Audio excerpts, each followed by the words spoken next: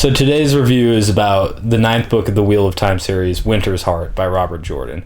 And I have to say, this book was mostly just lateral movement, back and forth, a lot of talking, not much going on, except until the last 200 pages or so, where it actually started to get movement and forward story progression instead of just a lot of talking in the same places. I just want to interject here before we really get into the review and just say like and subscribe if you enjoy this type of content. It's really gratifying to see people interacting with my videos. It makes me want to do it more. Thank you. Back to the review. It starts off with the Black Aha being discovered in the tower, and then there they are questioned by some of the other sisters, and Eladia is accused of being part of the Black Aha. And like with the whole councils and the way it's all secretive and split up, I think it'd be really interesting to dive deeper into that and explore the connections of who is where in the rankings of the Dark Friends. But overall, I think the misconception of Eladia being Black Aha when it's actually her Keeper of Seals, I think it's called, will cause some confusion even more than there already is in the tower, and I guess that just benefits Egwene, makes things easier on them. Besides that, this book had a lot of Elaine in it, especially with her and her succession onto the throne, and I have to say that was just very, very slow. As I was saying, lateral movement in the story, and I had the problem with it because they had the first girl that had the most support to take the throne besides Elaine, or like the best claim, and then she just like immediately starts supporting Elaine, and so then there's like no really figurehead to the opposition for our character, and that makes it really hard to focus the attention instead of it just being on a broad range of all these nobles want to be on the throne. Oh no. But I think with the emergence of the Borderlander armies, that was a cool plot point, but then again, great, I like the maneuver, and it was like, oh, I'll use it to force the other houses to band with me, similar to what Egwene told the Red Hand to do in Merindy, I think was the country, where they're going to act as the threat, and that one noble is going to try to band together the forces, even though he's paying them. But that would have been a lot better if she was maneuvering against somebody specifically, or there was an outlined enemy. And at the end, there was something about like 4 new armies popping up. Don't really know who those people are. I'm gonna assume it's the nobles, and they're coming to make things hopefully more interesting in that plotline. Other things with Elaine were her sisterhood with Aviendha. I really enjoyed that, and that was a cool scene. That was very fun.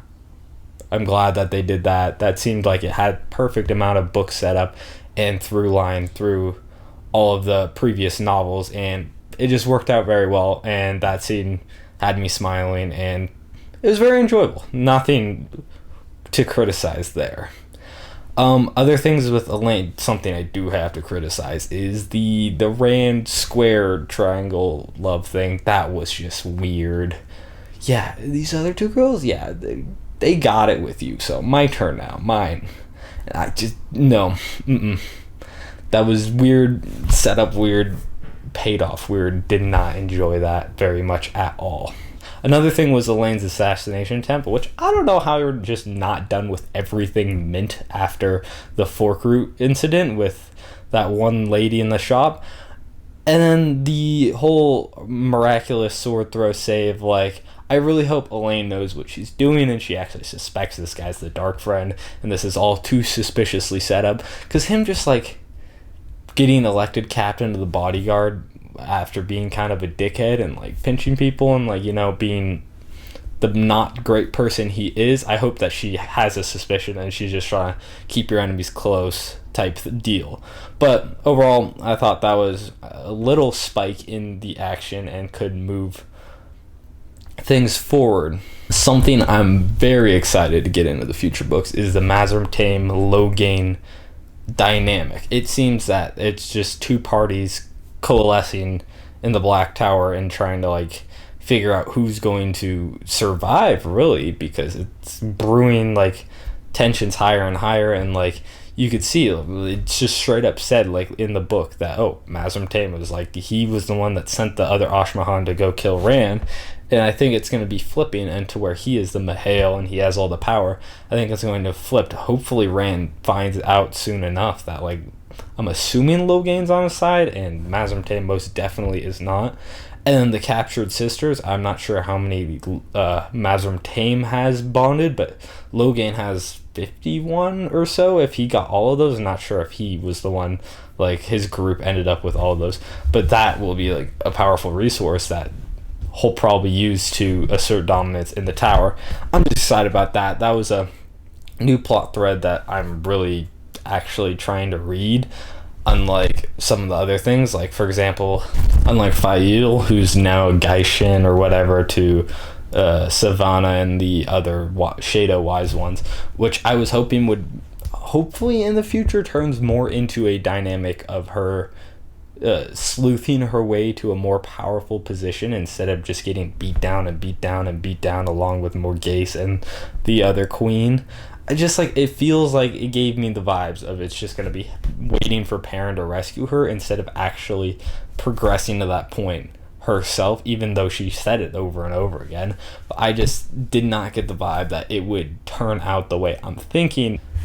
Hoping the way it will turn out and somewhat progress and gain a position of power or influence among the Shado to where she can escape herself or just have her own control in the story.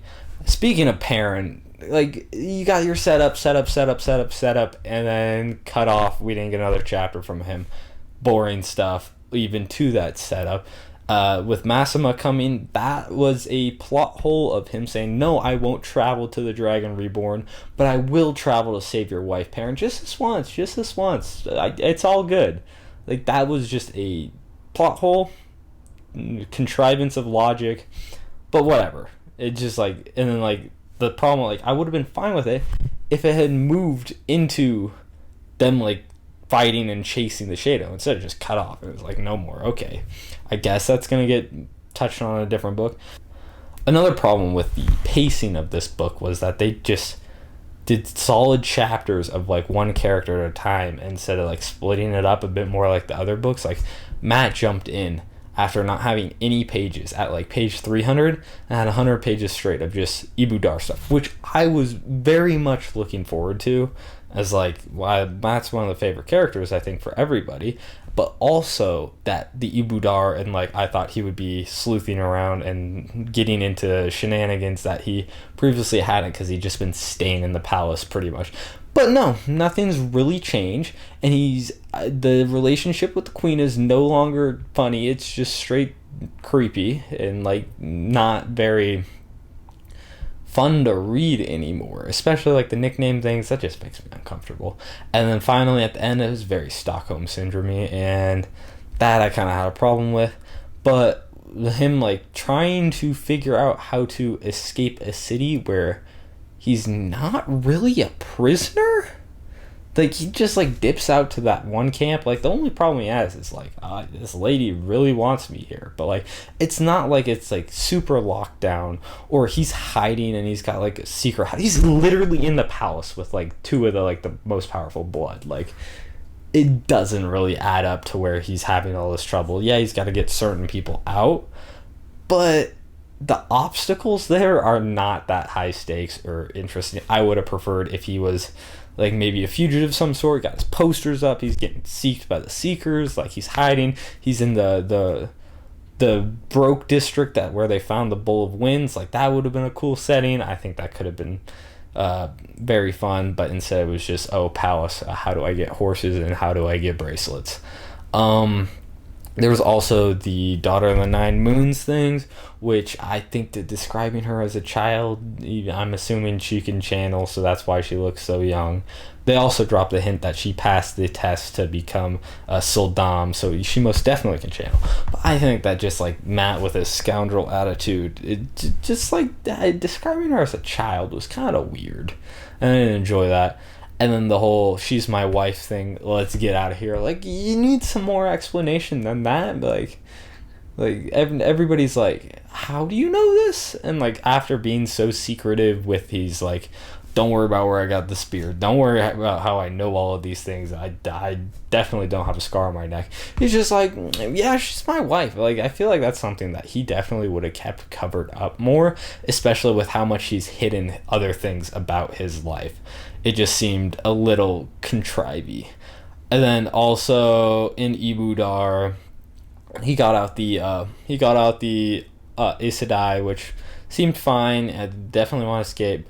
Was very satisfying was the Athan Mir getting brought down a peg. Like I know it's cruel seeing them like enslaved or like their fleet destroyed in Ibudar, but I really don't like their characters, especially in the dynamics when Nynaeve and the other Aes Sedai in there with the kin, and then also in Karhine. Like they're just annoying. The Athan Mir are just not my favorite group of people. Not fun to like have in the scene and like read around, especially like in the previous book when they were like with Bowl of Winds, and then even all through that, everything they're in, it's just so annoying to go along with. And that's another problem that I have, like I've expressed in previous videos, is the degradation of the Aes Sedai as these respectable figures. Now they just get bullied. Like they've been a power in the world since a different age, and now they just get bullied, and I just kind of don't like it. Other things we have Rand. I'm sure this is not a popular opinion because of like the slowdown, but the formatting stuff, like where he went to the town where you can't channel, I thought that was a great opportunity, and like I still enjoyed reading it, but it could have been better if they had all like 5 Ashmahan like split up throughout the city or something, and like him and Lan, just like the duo. Like Nynaeve, I mean, she can't come because she doesn't have the skills they do, and like without channeling she's kind of useless besides like herbs and stuff. But like them just hunting these guys down, or like sleuthing 3 times in one video, wow, through the city. I thought that could have been an opportunity to have some really cool switch up the pace in chapters. And then eventually Cadsuane comes with all that yada yada yada. Padon Fane's there, and I like how proximity to the dagger makes him like Rand almost like pass out, and like he can't do it. As a sword master, he should just chop up Padon Fane, but like he can't move very well. He's like, I'm like literally in so much agony, of which, going back to the agony when the girls bond with him as a warrior, they're like, holy shit, dude, you should be on the ground. That's not fun. You are hurting. Like how are you standing there? And he's like, harder than steel, baby. Besides that, the whole formatting thing kind of just felt like a detour, but like it was pretty enjoyable. I do think that it could have gone one step up if he'd leaned even more into the him and Lan just like going and hunting these guys. Besides that, one of the very ending of the book, with the reason he got Nynaeve was to cleanse the source, and with that they got the 2 Sa'angreal, the man and the woman that had the huge statues, and they connected them. And he grabbed Kalandor, and luckily the Cadsuane brought the Aes Sedai with the Ashmahan warders, so then they could use that to defend him and Nynaeve as they cleanse the source, which was not very clear. He made a tunnel and then funneled it out, and they're also doing this at Shadar Logoth, to where I'm assuming he got the idea from the wound in his side of how they like the 2 darknesses fight each other, and he's dropping the taint on Shadar Logoth, or Shadar Logoth is fighting the taint. It was not very clear, but in that sequence it's revealed that Lanfear is that girl that Moradin had like with him, and she is now more powerful, but not as powerful as the one Seachan girl that Nynaeve had tagging along with her. Of which another problem of that girl is just straight disrespectful, and like this disrespect towards Aes Sedai is such a switch up, and it did not happen like there's not characters who still respect them, and then those don't. Like 2 pages into being with an Aes Sedai, they're like, yeah, fuck you, don't have any respect for you anymore. And I don't know, that's just a stupid tangent. But like back to the final ending and the finale. Yeah, we find out Lanfear is who she is. One of the Ashmahan who tried to kill Rand was actually a Forsaken, and then there was a scene where like his hill got blown away and nothing was left. But like I'm assuming he's dead. But like honestly, it's fantasy. If you don't see a body, you don't know. And then there was like Moghedien had her page where she's like, I'm not going anywhere fucking near that thing. And then pretty much Nynaeve and Rand pass out. The girl statue is destroyed, and the source is cleansed, which I was not expecting to happen until maybe like the last two books. Like that was a huge thing of your main character is going insane. Your chosen one is going insane. That's gone now. So that's very intriguing. Some other small points. Matt gets attacked by the Grom. I'm not sure. I can't remember exactly.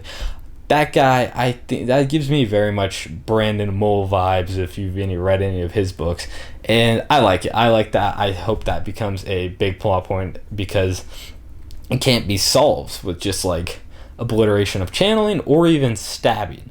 And there's one thing that can hurt it, and that is not a good weapon. It's just a medallion. And so that just like gives a really interesting problem that isn't talk my way out of it or stab my way out of it. And I'm hoping that Matt can have a great conflict with that where probably his luck comes into play and that all solves in a fun and interesting battle. So there was barely any Egwene in this book, but I'm guessing that they're just gonna do her Siege of Tar Valon in the next book or the book after. But that was another plot line that didn't get much movement and added to the slow pace of this book. But overall, not a huge deal. My overall thoughts on this book were that it is good. It's an enjoyable read. It just is a little bit wishy-washy on how much movement goes along and then speeding up a ton at the end to the biggest, most monumental event in the series, pretty much. And then it's not a huge deal, but it was a little bit annoying to just have these long stretches of one character and then not get any of them for the rest of the book in some cases, or just maybe a chapter. I'd still give a recommendation. I still think that The Slog is very much overrated. Maybe it's just because I'm binging and it's not as bad because I get plot point, instead of this being the only book I get to read every 2 or 3 years. But the Slog and what it entails of just being a super slow, super boring section doesn't hold up. It's still very enjoyable. I'd like to just say like and subscribe if you enjoyed these reviews, and I'll be putting out another one in roughly a week or so when I finish book 10. Hope you stick around for that. Have a nice day.